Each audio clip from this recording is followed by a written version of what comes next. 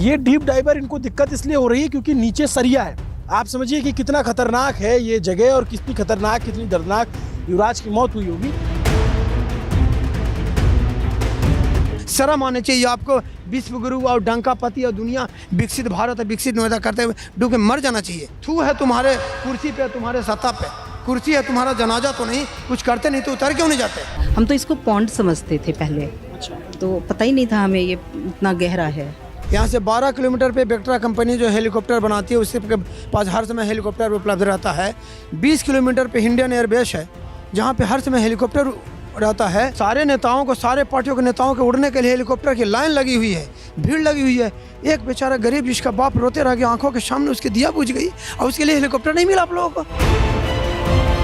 ये सेक्टर 150 है, यहाँ पे इतनी ज़्यादा इलीगल एक्टिविटीज़ हुई हैं कि आप उसका अंदाज़ा नहीं लगा सकते। उसके लिए हमें एक अलग रिपोर्ट करनी पड़ेगी। मोटा मोटी बता देता हूँ, ये स्पोर्ट्स सिटी के तौर पे ये इलाका डेवलप होना था। स्पोर्ट्स सिटी नहीं बनी, यहाँ बड़े बड़े बिल्डरों के फ्लैट तान दिए गए औने पौने तरीके से। सब जो जान, ये हत्या है, जानबूझ के इन लोगों ने मरने दिया। गरीब है, गरीब जो का जन्म ही हुआ है मरने के लिए। 2 घंटे के आसपास बंदा सर्वाइव किया और हमारे पास ऐसा कुछ भी नहीं था कि उस बच्चे को बचाया जा सके। सर्चिंग ऑपरेशन चल रहा है। अगर आदमी को निकालना हो तो कैसे निकाला जाएगा? इतनी बड़ी गाड़ी है, इतनी बड़ी गाड़ी वो निकल नहीं पा रही है। सांसद जी, जब आपकी चिट्ठी का लोड नहीं ले रहे अधिकारी तो आम आदमी की चिट्ठी का कैसे लेंगे? आपने तो चिट्ठी लिखी थी ना। देखिए, मैं आपकी तो सीधा मतलब है कुर्सी बचाए रखना, संपत्ति बनाए रहना। गरीब का जन्म ही है मरने को, अब मरते रहो। आप लोग को शायद ना पता हो, डिजास्टर मैनेजमेंट प्लान है नोएडा गौतम बुद्ध नगर का। 170 पन्ने का लिखा हुआ है कि ये करेंगे, वो करेंगे, ऐसे बचाएंगे, वैसे बचाएंगे, रेस्क्यू करेंगे, एविक्यूएशन करेंगे। और इसकी हेड कौन है? मेधा रूपम, जो यहाँ की डीएम है। 4 दिन बाद आई हैं झांकने के लिए, एक मीडिया वाले से बात नहीं किया। मेधा रूपम का एक परिचय और बता दूं, वो देश की जो चुनाव आयुक्त हैं ज्ञानेश कुमार, उनकी बेटी हैं। मुख्य चुनाव आयुक्त की बेटी है, खुद भी आईएएस है। सबको पता है कि कुछ नहीं होना क्योंकि पिताजी तो चुनाव आयुक्त हैं, इतने बड़े पद पे हैं। पार बनने से पहले बोला गया था 15 दिन में पूरे यूपी को गड्ढा मुक्त कर देंगे।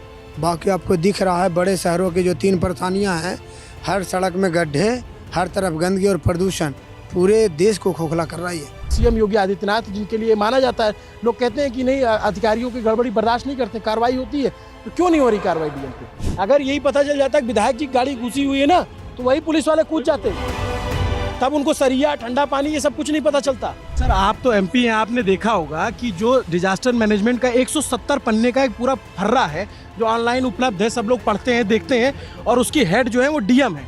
डीएम की क्या कोई रिस्पॉन्सिबिलिटी नहीं बनती उनकी तरफ से? तो एक ट्वीट भी नहीं आया, उनको आने में 4 दिन लग गए। क्या इसकी वजह है कि भाई उनको ऊपर से उनके लोग हैं और भी जो उनके पिता चुनाव आयुक्त थे, इस वजह से उनको बचाया जा रहा है? देखिए, 20 जनवरी की तारीख है, तकरीबन शाम के 5 बज रहे हैं और नोएडा सेक्टर 150 में हम उसी जगह पे हैं जहां युवराज मेहता की जान गई थी। पीछे आप देखेंगे एनडीआरएफ की 2 बोट है जो रेस्क्यू में लगी। जब कल हमने प्रमुखता से ये बात उठाई, एसडीएम के सामने ये बात कही कि भाई आपने कार क्यों नहीं निकाल पाए 3 दिन से, तो अब एनडीआरएफ की टीम लगी हुई, 2 बोट है। 2 बोट कर क्या रही वो भी आपको बता देता हूँ। क्रेन लगा करके खोजने की कोशिश की गई, क्रेन की एक लिमिट है, उसके बाद बोट गई।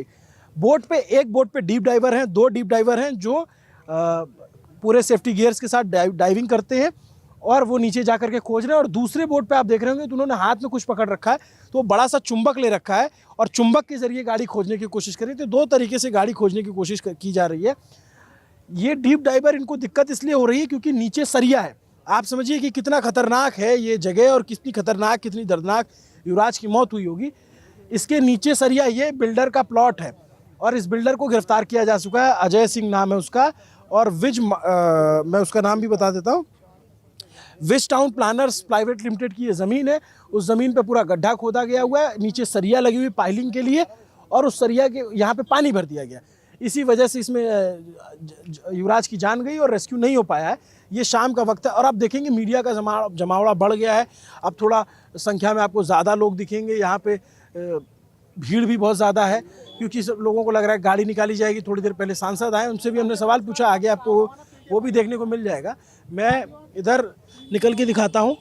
जैसे ये पूरा आप देखेंगे आसपास पूरी भीड़ है, इधर आप देखेंगे तो पूरा मीडिया का जमावड़ा हो रखा है अभी, और बहुत सारे लोकल लोग भी आए हैं। तो अब जो लोकल लोग हैं उनके मन में क्या सवाल चल रहे हैं उस पर मैं लोगों से बात करूँगा यहाँ पर आकर के, कि लोगों की बात आप सुनिए तो आपको समझ में आए कि आखिरकार लोग क्या सोचते हैं इस मसले पर और लोग क्या देख रहे हैं जो आए हुए हैं। आप कहाँ से हैं मैम? हम लोग यहीं से रहते हैं। यहीं से हैं।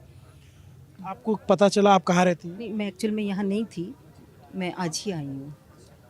तो जब न्यूज़ पता लगी थी, एक्चुअल में मेरी देवरानी ने मुझे बताया था फ़ोन से कि आपके वहाँ पे एक एक्सीडेंट हो गया है। तो पहले तो समझ ही नहीं आया कि गड्ढा कहाँ पर है इतना बड़ा, लेकिन फिर धीरे धीरे पता लगा कि ये पॉन्ड, हम तो इसको पॉन्ड समझते थे पहले, तो पता ही नहीं था हमें ये इतना गहरा है। क्या नाम है आपका? चेतना।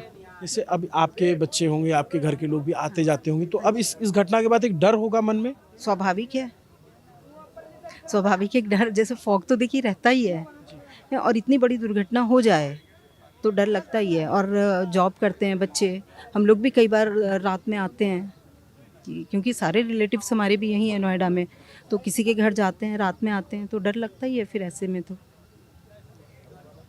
ये देखिए एक आम आदमी जो ये अभी तक आश्चर्य हो रहा कि सर्च ऑपरेशन चल रहा है और मिल नहीं पाया, या जैसा सुना हम लोगों ने कि वो बच्चा हेल्प मांगता रहा लेकिन किसी ने हेल्प नहीं की, ये सबसे दुखद है।